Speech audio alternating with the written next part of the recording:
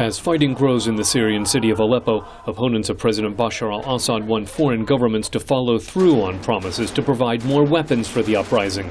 Saudi Foreign Minister Saud al-Faisal and U.S. Secretary of State John Kerry are working to coordinate that armed assistance. In Jeddah, the Saudi prince said President Assad is conducting a genocide against his own people. In this regard, the kingdom demands a clear, unequivocal international resolution that halts any sort of provision to the Syrian regime and declares null and void the legitimacy of that regime. He said Assad loyalists are surviving on Russian arms and combat support from Iran and Hezbollah.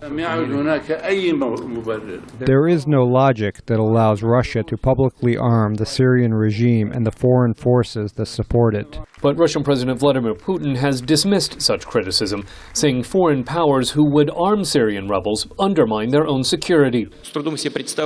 I find it hard to imagine why one would deliver arms to illegal armed groups, whose structure we don't really understand.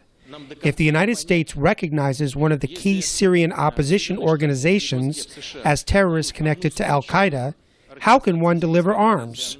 Where will those weapons end up? Meanwhile, Syrian Foreign Minister Walid al-Muallim said arming the rebels will disrupt efforts to hold peace talks and increase the suffering of the Syrian people. Arming the opposition will be an obstacle that faces the Geneva Conference. Arming the opposition will kill more of our people. In an interview with VOA, Secretary Kerry rejected that argument. Whether the United States is engaged or not, there will be people who will fund extremists who will continue this fight. And if we want to leave it to the extremists, we then run the risk of much greater damage, conceivably to Jordan, to Israel, to Lebanon, and in the long run to the region, and particularly if they were to secure chemical weapons.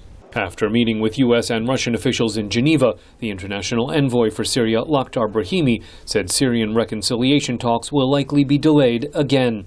Scott Stearns, VOA News, Jeddah.